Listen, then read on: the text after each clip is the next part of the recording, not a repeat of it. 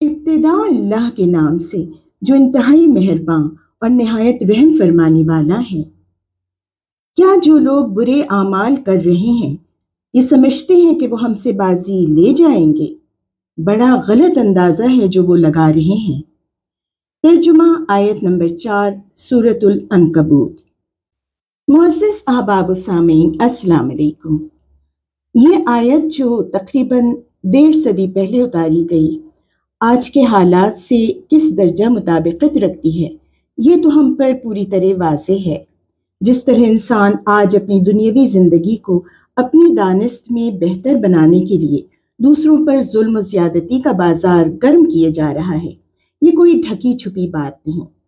चाहे वो Epstein files में दर्ज मजालिम की दास्तान हो या दुनिया की बड़ी बड़ी बज़ाहिर जमहूरी मगर हकीकत में आमिराना ताकतों की निस्बतन कमज़ोर ममलिकतों पर जंगी जारहियत हो या फिर उनका मुआशी इस्तेहसाल हो।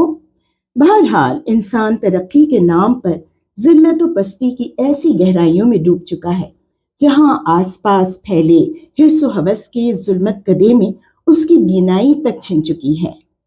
मगर ये कोई आज की बात नहीं, ना ही ये सिलसिला ट्रंप और नेतन्याहू से शुरू हुआ, ये तो अज़ल से होता आ रहा है।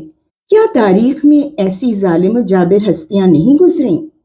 बल्कि कुरान खुद जिस फिरौन और नमरूद और आरून और हामान जैसे इंसान नुमा हैवानों का किस्सा सुनाता है, वो भी तो अपने अपने दौर के जालिम जाबिर और मुतकब्बिर लोग थे। सूरतुल हज की आयत नंबर 46 में अल्लाह ताला के फरमान का लुब्बे लबाब यही सवाल है कि क्या इंसान ने दुनिया की सैर व सयाहत नहीं की कि जिसके नतीजे में उसे ऐसा एक्सपोजर मिला हो कि वो अक्ल व फहम से काम लेता। और फिर साथ ही फरमाया कि आंखें अंधी नहीं होती बल्कि सीनों में जो दिल है वो अंधे हो जाते हैं। यानी अपनी नफसानी ख्वाहिशात का ऐसा पर्दा उन पर पड़ता है जिसके पार उन्हें कुछ नजर नहीं आता सिवाय उसके जिसे वो खुद देखना चाहें।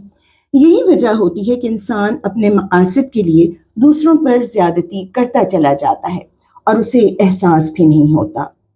इसी बात को सूरतुल मुतफ्फिफीन की आयत नंबर 14 में अल्लाह ताला दिलों पर जंग चढ़ जाने से तशबीह देते हैं। यानी वो दिल जो अच्छाई बुराई में तमीज़ ना कर सके, जिसे अपनी मर्जी के आगे हक व इंसाफ का भी शऊर ना रहे। मगर ये सिलसिला भी ज़ाती सतह पर अफराद के साथ और कौमी सतह पर कबीलों या ममलिकतों के साथ एक मुकर्ररा वक्त तक ही चलता है और फिर हर किसी को इवेंचुअली अपने अपने वक्त पर जवाबदेही के लिए अल्लाह ताला के हुजूर पहुंचना ही पड़ता है। दुनिया में अक़वाम के उरूज व ज़वाल के माह साल भी बदलते रहते हैं। हम चूँकि आज अल्लाह ताला से बहुत दूर हैं, उनके कलाम से, उनके दिए हुए दीन से बहुत फासले पर हैं और दुनिया के मटीरियलिज्म से बहुत करीब, तो हमें ये बात आसानी से समझ नहीं आती। मगर हकीकत ये है कि हम जिन यूरोपीय अमरीकन ममालिक की तरक्की से बहुत मुतासिर और मगलूब रहते हैं, उनको वजूद में आए भी अभी चंद सौ साल ही गुजरे हैं और ये टेक्नोलॉजी और साइंसी तरक्की तो यूं भी पिछले 100-150 साल की कहानी है। जबकि अल्लाह ताला सूरतुल हज की आयत नंबर 47 में फरमाते हैं कि ये लोग अजाब के लिए जल्दी मचा रहे हैं।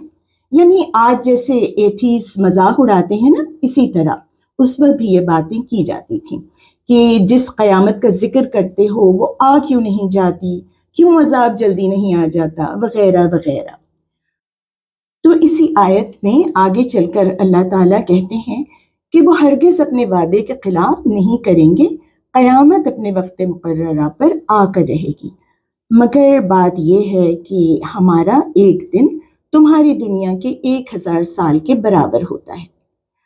तो यकीनन ये जो ममालिक, जो अक़वाम अभी दुनिया में फसाद व जारहियत बर्पा कर रही हैं, उनके उरूज को कोई बहुत लंबा अरसा नहीं गुजर गया, लिहाजा मकाफात अमल उन पर भी बपा होकर रहेगा।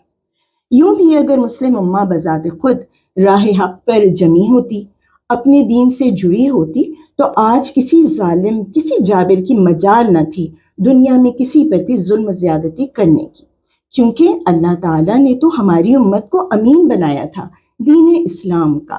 ہمیں تو قرآن میں ہدایت ہے کہ ظلم چاہے کافر پر بھی کیوں نہ ہو رہا ہو ہم اس کی امداد کو پہنچیں، مگر ہم تو اب اس پوزیشن میں بھی نہیں کہ مسلم امہ کو بھی بچا سکیں، کیونکہ نہ تو ہم نے دنیاوی تعلیم اور نہ ہی دین کا علم حاصل کیا۔ خیر، یہ تو تھی قومی سطح پر بات، اور اسی طرح انفرادی طور پر بھی جس طرح بعض لوگ ہر حصے بیگانہ ہوتے ہیں، خاص طور پر رؤساء اور حکمران طبقہ جو اپنی خواہشات کی تکمیل کے لیے اوروں کی قربانی دینے سے بھی باز نہیں آتے، تو ان کے بارے میں بھی اللہ تعالیٰ کچھ ایسی ہی باتیں مختلف قرآنی آیات میں فرماتے ہیں۔ جیسے سورۃ البقرہ کی آیت نمبر 7 میں کہا کہ اللہ نے ان کے دلوں اور کانوں پر مہر لگا دی ہے اور ان کی آنکھوں پر پردہ ہے اور وہ سخت سزا کے مستحق ہیں۔ اسی طرح سورۃ النحل کی آیت نمبر 107 اور 108 میں فرمایا، یہ اس لیے کہ انہوں نے آخرت کے مقابلے میں دنیا کی زندگی کو پسند کر لیا، اور اللہ کا قاعدہ ہے کہ وہ ان لوگوں کو راہ نجات نہیں دکھاتا جو اس کی نعمت کا کفران کریں۔ یہ وہ لوگ ہیں جن کے دلوں اور کانوں اور آنکھوں پر اللہ نے مہر لگا دی ہے، یہ غفلت میں ڈوب چکے ہیں۔ تو ہمیں یہ بات سمجھ لینی چاہیے کہ اللہ تعالیٰ کسی کے ساتھ زیادتی یا ناانصافی نہیں کرتے۔ ہدایت اسے عطا کرتے ہیں جو دل میں اس کی چاہ رکھتا ہے اور لبوں پر اس کی دعا، اور اپنی زندگی میں اس کی کوشش اور تلاش، کیونکہ اسی ہدایت کی بنیاد اور پہچان ہمارے اندر اسپرچولی انگرینڈ کر دی گئی ہے، اور جو بھی اپنی ان مثبت صفات کو پروان چڑھائے گا وہ خود بخود ہدایت کی جانب بڑھتا چلا جائے گا۔ اسی طرح اللہ تعالیٰ مہر بھی ہمارے دلوں پر اسی وقت لگاتے ہیں جب ہم ضمیر کی آواز دباتے دباتے گناہوں پر ڈھیٹ ہو جاتے ہیں۔ ایسا نہیں کہ اللہ تعالیٰ کسی کو اپنی مرضی سے ہدایت عطا کر دیں اور کسی کے دل پر بلا وجہ مہر لگا کر چھوڑ دیں۔